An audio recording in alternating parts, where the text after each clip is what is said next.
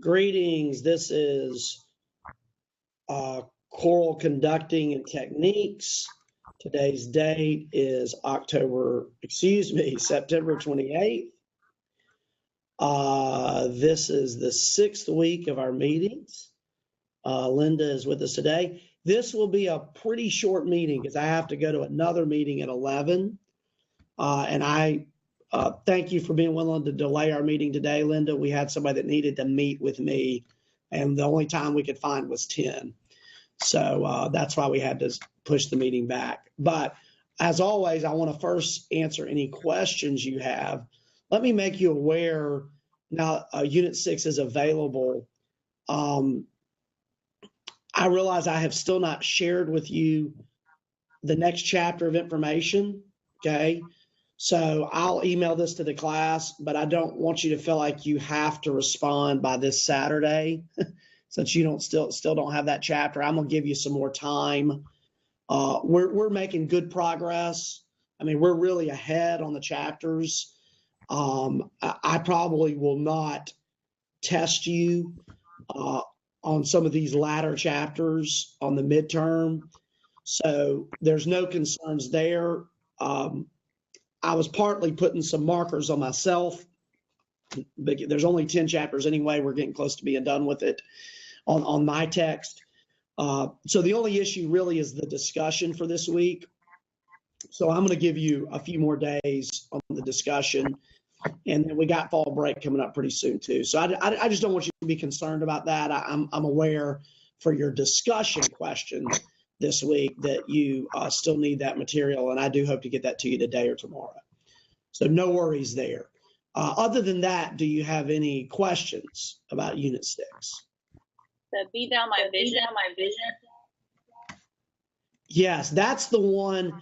If I recalled, I hope I did this right. It seems like a few weeks ago, I had put Be Thou My Vision down, but then it was a little bit confusing for you guys, so we didn't end up doing it. We held off on it that week. And so if you did it that week, then you've already done that one. It was like week 2 or 3 where we had put Be Thou My Vision as an assignment, but then it wasn't super clear. So I told you I'd postpone it and do it again. And if you did it, it would still count. So if you haven't done it, now's the week where you'll do it. If you haven't done it, you've already done it. So say that again. You already sent that. I can send it again. I thought I had, but yeah, I'm happy to send that again. That's not a problem. If you don't think you have it, then that's part of why we have these meetings, and you can ask those questions. So yeah, obviously, if you don't have it, I'll be glad to send it again or send it for the first time or whatever the case may be. Let me see if I just type it in real quick if I've.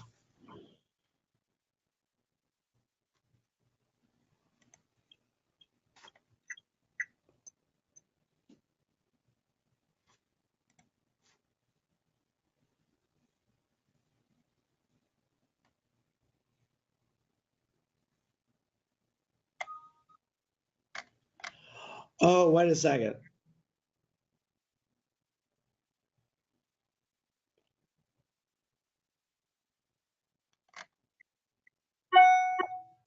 You know what, Linda? I just went back and looked at this, and it actually looks like maybe I was confused between Be Thou My Vision and When I Survey the Wondrous Cross. Right. Maybe you already did Be Thou My Vision. I think I did When I Survey. Okay, so then I did it right. Okay, so you just need the copy. All right, so if you did When I Survey, then okay, that's right then. So I just need to make sure you've all got the copy of When I Be Thou My Vision. Okay, that would be great. Hold on, let me trying to see if I already sent it, because I thought I had. Maybe I didn't.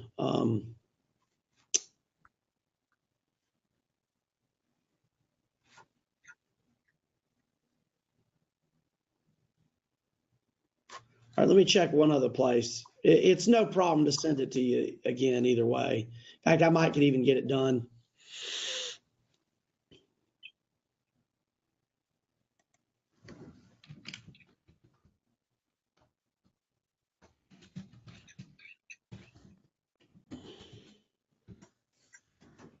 Oop, I think I'm seeing it. You know what day you sent it? Well, I'm just going to share it with you again right now. You know, it doesn't matter.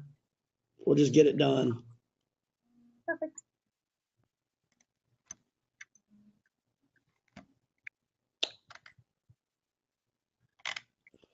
Oh, no, that's not the one I want.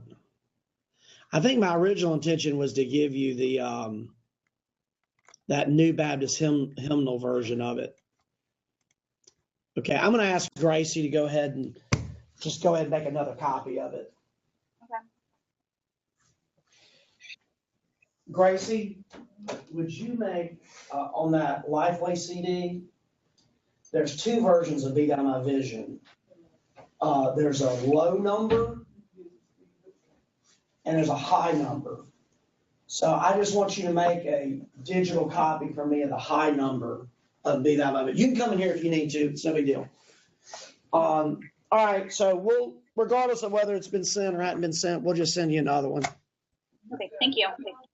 Yeah. On the CD, Gracie, there's on the Lifeway CDs, there's always on contemporary hymns, there's a high number and a low number. We need the high number version. There'll be two versions of Be Thou My Vision on that CD. So make a digital copy of the high number version. I need to send that to Linda and all the class actually.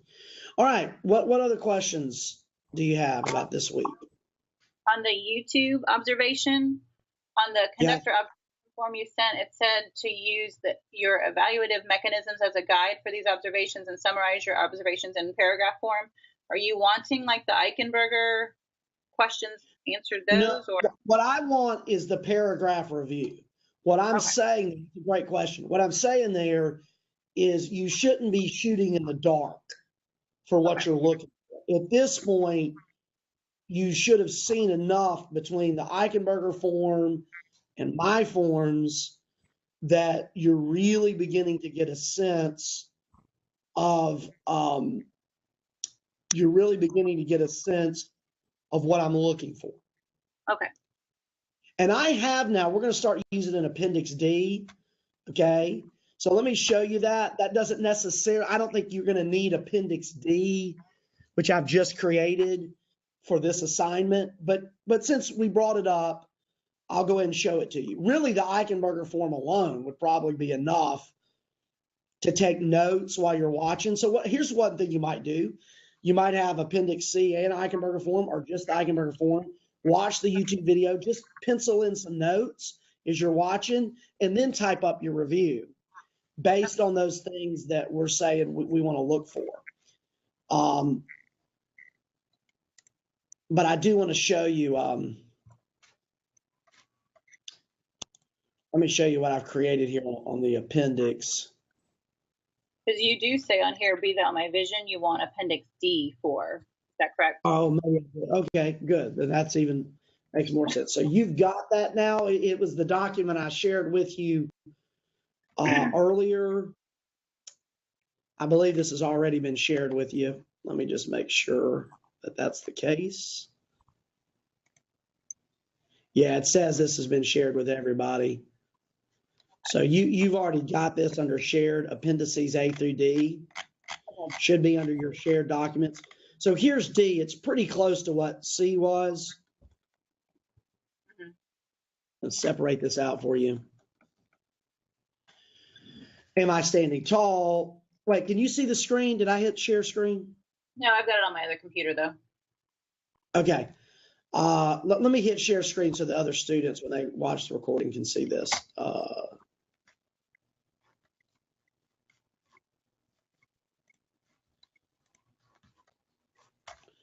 All right. Okay. Am I standing tall? Is my score, now this is a little more pointed question than Appendix D. Is my score analysis adequate? Okay, so now I'm asking very particularly, Did you really do score now? And we may even, not on this one, Linda, but later, but it wouldn't hurt on this one to say Fenton analysis. So like under explain, you could put Fenton analysis and then tell me why you think your score analysis is adequate. I kept this question from the previous one. Am I at Sabbath before initiating life to the music? Now this is a little different question than Appendix C. Do my cueing breaths and gestures match primary music characteristics? And the idea is this is a key question. You might spend some time thinking about just this one, Linda, because what the old way of teaching conducting, okay, before Eichenberger hit the scene, is, and you probably read this or remember this from your undergrad, all conducting, do you remember this sentence? This is in lots of textbooks. All conducting is what in nature? Do you remember what that word is? All conducting is preparatory. Do you remember that statement maybe from your undergrad? That's in lots of conducting textbooks. All conducting is preparatory in nature. What Eichenberger brings to the scene is an existential reality, okay, of what, and the reason I say existential, what does existential mean philosophically, Linda? Does it mean yesterday, tomorrow, or this moment? What existential philosophy? Is it about is it about reflection on yesterday? Is it about anticipation tomorrow, or is it about this moment? I think it's this moment, but it's this moment. So I'm kind of using a play on words. A lot of times, that's why I couldn't imagine when this textbook is done, anybody buying this in the secular field unless they're just curious, because there's so many things in the textbook that I'm working on that are unique to who we are. So for us, that word should mean something theologically. Existentialism is not a philosophy we want to follow as a guiding principle for our worldview, right? But that word has other meanings. And Dr. Stewart, I think, really helped me with this in systematic theology, is to realize that we don't reject existential reality. Okay, that would almost be like to take a Platonian path, to say there's no pleasure in the moment. Okay, in fact, from a worship standpoint, we would say Augustine was not right to suggest that it was wrong to enjoy worship music. Do you remember that clip maybe from some other classes where Augustine was suggesting that, oh, I'm not supposed to enjoy the worship music? Do you remember that? Yes, I do. Okay, so think about the era he was in. At that point, theology was very strongly influenced by Platonian thought, which tended to take theology toward what I call a disembodied view of worship. Okay, I think we still struggle with this, okay, because it sounds good and seems like the right thing to say and do when we say we want our worship to be heavenly. We don't want it to be carnal. We don't want it to be, would you agree with those statements? We want it to point toward heaven. The problem becomes that, and you need to do some thinking about this. If you try so hard to do that your worship becomes disembodied, okay?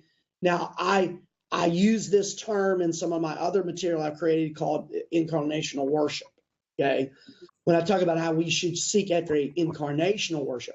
And if we're trying so hard for the ideal that our worship becomes disembodied, which I think did happen in the Middle Ages. Just look at the art, those Madonna and Childs with Mary. She looks disembodied, does she not? A 1200, 1300 AD Madonna and Child, she does not look human, does she? You know what I'm talking about, those paintings? Or do you need to see one? Okay.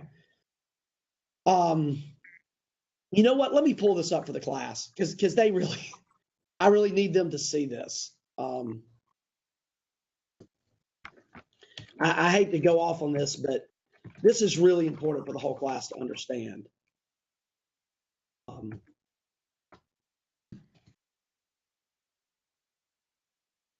I hope I got the right guy's name. Okay.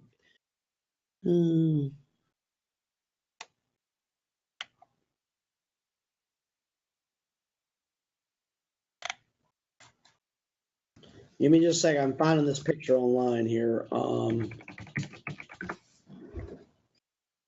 right. I think I got one here that will work for us.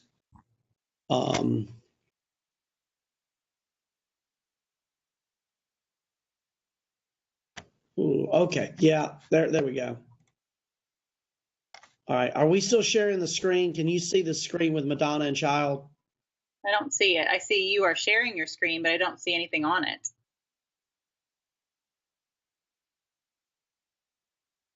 Yeah, let's try again now. Do you see it now? No. What's happened to my share screen? Hold on. All right, there we go. Okay. Okay, let's try again. Do you see it now? I don't see anything.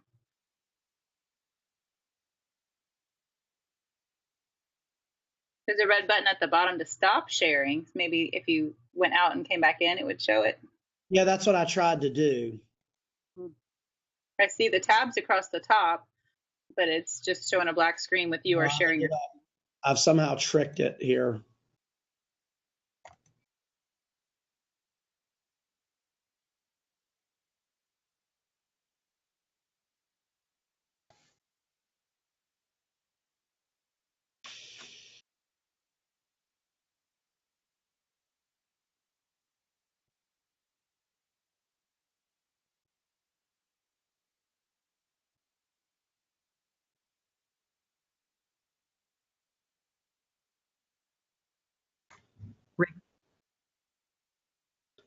Okay, let me try it now again. All right. Okay. Now let's see if do you see it now? Yes. Okay. So do you see how disembodied this Madonna and child looks? Yeah. Okay, she doesn't really look human, does she? She looks like some kind of spiritual creature. Now later, if I scroll down, Madonna begins to look more human. Okay. This is one of the latest true Middle Ages ones, the one I'm pointing at right now. But you can see how she's beginning to look more human. I mean, this is a very human one, so this one would definitely be later. And these are not sequenced through time, but I'll show you the first one. If you look at the Giotto, this to me, this is the first one where you really see. Okay. So this is Giotto. See how much more human she looks here? Yes. Yeah, that's the very beginning of the Renaissance. All right. That's the very beginning of the Renaissance. Okay, so my whole point of all this is to say existential reality, which would tend to say what we experience in the flesh in the moment. It's a valid thing. It's just not the end all. It's not the most important thing. There's a greater reality. But Jesus doesn't divorce us from incarnational reality. Okay, so I'm using that sort of as a metaphor. Okay, but one last thing about that related to worship. So that has some implications, because if we experience things in the flesh, and it's possible to do that in a God ordained way, that would tend to say that cultural consideration should be important. Okay, if it's only this heavenly worship, then we could totally reject cultural considerations. And I do have a disagreement with some of my Baptist brothers on that issue right now. Okay, as to whether cultural consideration should be taken into account. Does that make sense? It does. Okay, so I just wanted the whole class to kind of get a sense of that. Now let's go back. I'm going to stop sharing screen. Let's go back to this idea. I see Joy's part of our meeting now. That's great, Joy.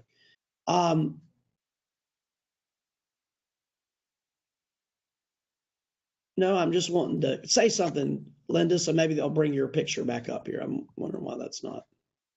I'm here. Okay. Are you seeing me just in the top right corner of your screen, or can you see me? You're just in the top right corner. All right. How about now? You're still in top right corner.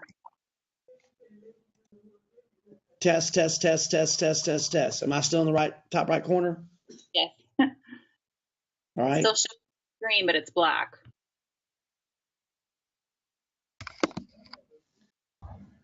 Your center screen is black. Yeah, it says you are sharing your screen, but there's nothing on it. Yeah, and I actually asked it to stop sharing the screen. Test, test, test. Okay, we'll keep going regardless.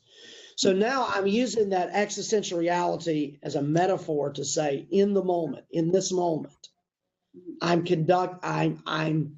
conducting a reality in this moment. Okay, so gesture historically was preparatory in nature. Okay, that's what it was historically. But Eichenberger really brought great emphasis to what is communicated in the moment. And we really could say he was unique in this. This is why we would have band and orchestra people who would sometimes come take a class with him, Linda. They weren't, you could imagine, they weren't taking everything he said hook, line, and sinker. Right. Because for them, it would have been a little touchy-feely, maybe not as clear as they would want for an orchestra setting. But they wanted to know about his philosophy on the power of the moment. Okay. Now that's got a little bit of Woodward interpretation of it. I don't know that he ever put it like that, but that's my view of what they were really looking for. Because they, in my view, they have been taught conducting is preparatory nature. Conducting is preparatory nature. You're always preparing the next moment. But he's saying, no, what you're doing in the moment matters. So now back to this. Now I'm going to try to share the screen again. All right. So let's go back to our little clip here. So that's why I say this issue is so important. Do my cueing breaths and gestures match primary music characteristics? Because what we're really saying there, this, in some ways, this question brings together the old model of conducting with Eichenberger. We're talking about a prep here because a cue is telling you what's about to happen next, right, Linda? It's saying in the next moment. But a cue is so close to the next moment that we're saying what Eichenberger would add to it is everything about your facial expression, the movement of your hand, the breath, all of that will absolutely be reflected in the music that's made in the next moment. Okay. Now, I want to make a statement here. I don't know that I've ever said this exactly like I'm about to say it. I may need to add this in on one of the chapters.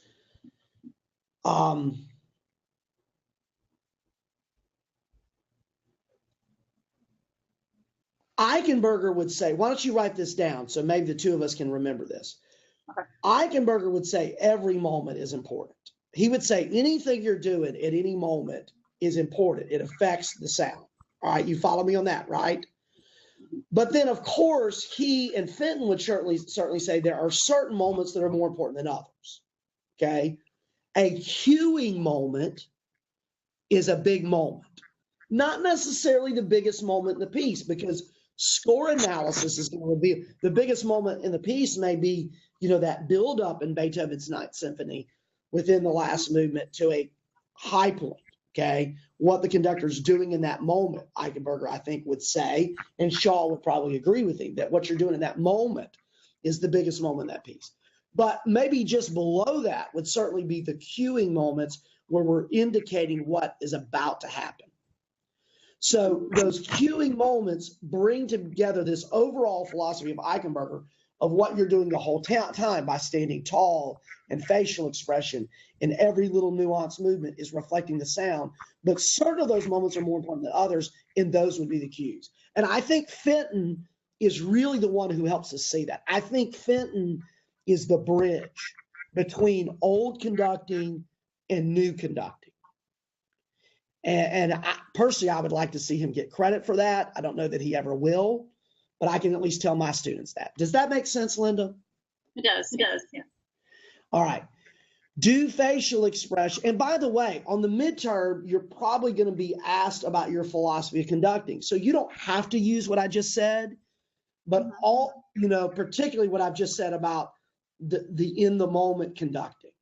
Those are things you might talk about on your philosophy of conducting. In fact, there's another question I sometimes ask about, compare the Nguyen approach to the Eichenberger approach. I've been known to ask that on a midterm. You certainly would want to use some of what I just said, because Nguyen is giving you the old school approach. Do facial expressions match the meaning of the text? We've had that before. Do the hands reflect the theological emphasis points or musical phrasing? I think that was on Appendix C.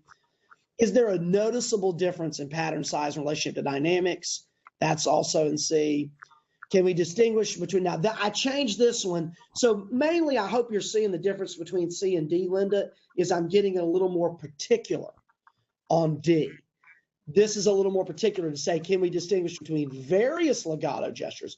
So I literally want you to say, you know, I do see a difference between smooth and sweep, or I don't. Or if I don't, tell me why. I say, I see no need for sweep. Now I can tell you this, it's going to be hard for me to believe there's no need for sweep. If you want to tell me there's no need for smooth, if you want to tell me there's no need for pull, I'm fine with that. But I can hardly imagine a piece that doesn't need sweep. I think sweep is the default. Like, that's the most important gesture to figure out. Unfortunately, I find that students have the hardest problems with that. And then if you could make one theological statement about this piece, what would it be?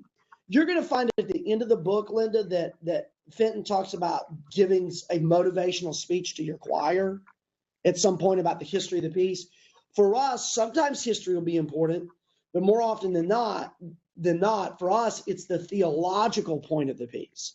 So I want you to begin on Appendix D thinking about what theological statement you might make about the piece that you're conducting. Okay. And this, you don't have to go on and on here. This could be 2 or 3 sentences. All right, does that make sense for Appendix D? It does. It does. All right, unfortunately, I've got to run to a meeting right now. Okay. So I wanted to see you conduct, so we'll have to put that off till next week. And if you have any questions, of course, feel free to email them to me. Okay, I will. All right, thanks a lot, Linda. Thank you. All right, we'll see you next week.